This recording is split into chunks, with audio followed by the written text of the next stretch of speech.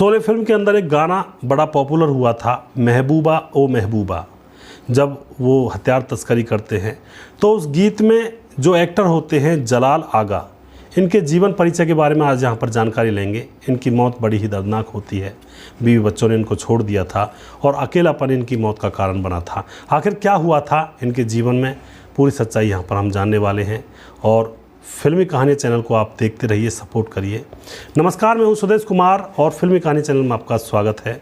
जलाल आगा Sholay film के महबूबा गाने से इनको बहुत ज़्यादा सुप्रसिद्धि मिली थी। यह प्रसिद्ध हो गए थे लोगों के बीच में एक ही गाने की वजह से। इनकी मौत सिर्फ 49 साल की उम्र में ही हो गई थी।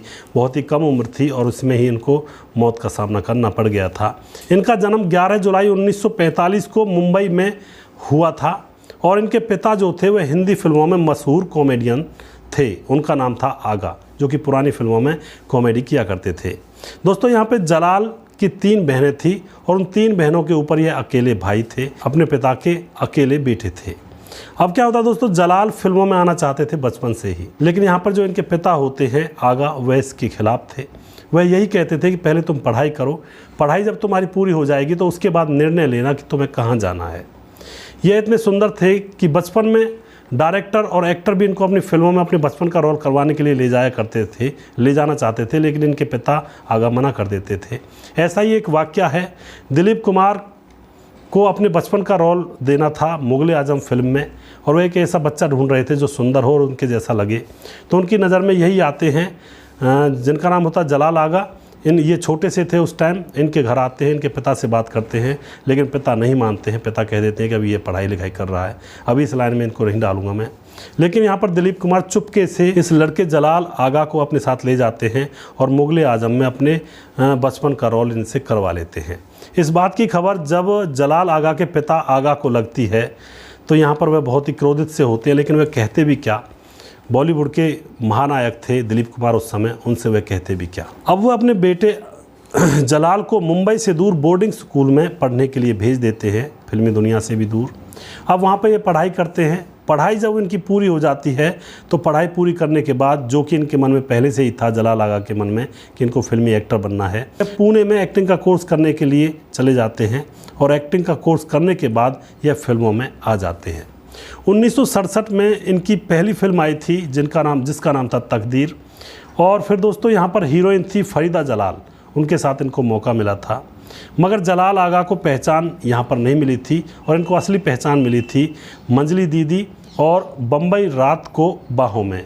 इस फिल्म में इनको असली पहचान मिली थी। दोस्तों, ये बहुत खुददार भी थे।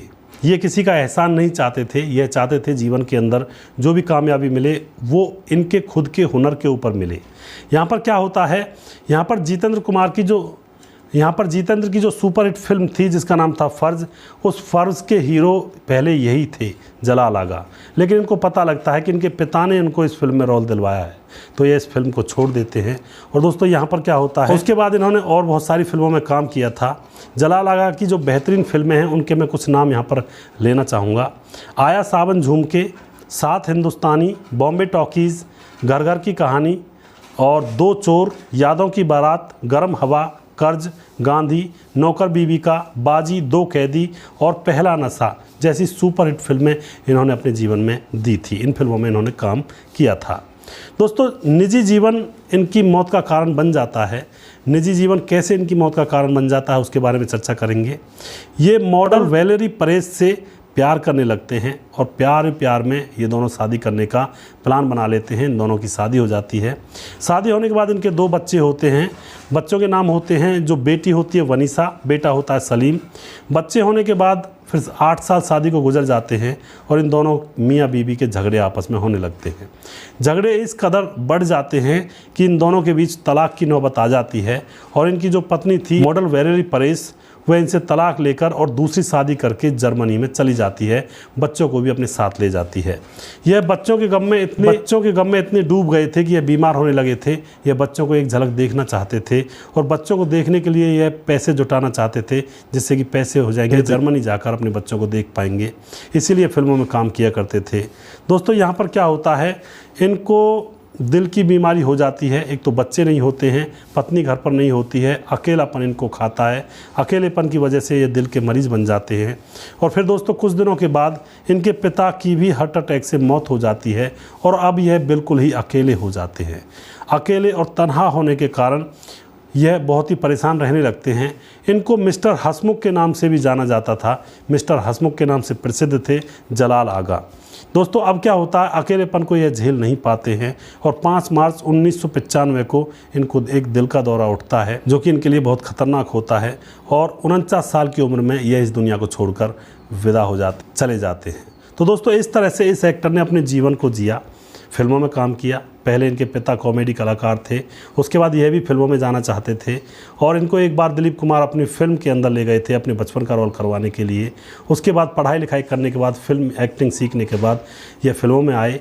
पहली फिल्म इनकी इतनी अच्छी नहीं चली, उसके बाद और बहुत सारी फिल्में चली और शादी की विदेशी लड़की वह इन्हें छोड़कर चली गई, बच्चों को भी साथ ले गई। बच्चों की तड़प में ये बिल्कुल एक तरह से बावले से हो गए थे और इनको अकेलापन काटने लगा था। फिर पिता की मौत भी हो गई थी, अब इनके पास कोई नहीं रहा था, ये बिल्कुल एकांत में अकेले हो गए थे और अकेलेपन की वजह से दिल की बीमारी लग गई थी।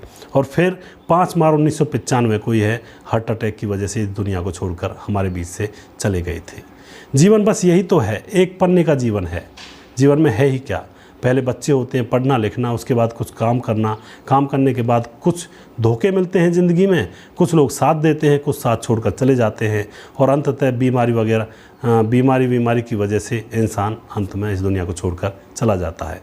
यही तो जीवन है, इसके अलावा जीवन में है ही क्या।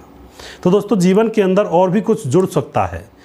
जीवन के अंदर परमात्मा का नाम जोड़िए, इस जीवन को सफल बनाइए। इस जीवन को पाने के लिए देवता भी लालायित होते हैं, क्योंकि इंसान के रूप में हम जो कुछ प्राप्त कर सकते हैं वो देवता भी प्राप्त नहीं कर सकते। इसलिए परमात्मा से जुड़िए, अध्यात्म की ओर चलिए, अपना जीवन सफल करिए, ऊपर वाले का नाम लीजिए। ईश्वरीय शक्ति सबसे बड़ी शक्ति होती है जिसने हमें बनाया है। ये संसार एक स्वप्न की भांति है।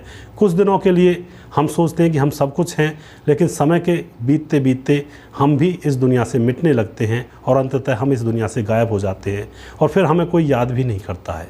तो जीवन में परमात्मा का नाम सबसे बड़ा होता है, उसको याद करिए, अपने जीवन को जीजिए। दोस्तों देखते रहिए हमारे चैनल फिल्मी कहानी को। अगली स्टोरी में बहुत जल्दी फिर से लेकर आऊँगा किसी अलग कलाकार के ऊपर और फिल्मी कहानी के ऊपर। तब तक आप देखते रहिए, हमारे चैनल को सपोर्ट करिए, सब्सक्राइब करिए। अगला वीडियो बहुत जल्दी फिर से लेकर आऊँगा। तब तक जय हिंद, जय भारत।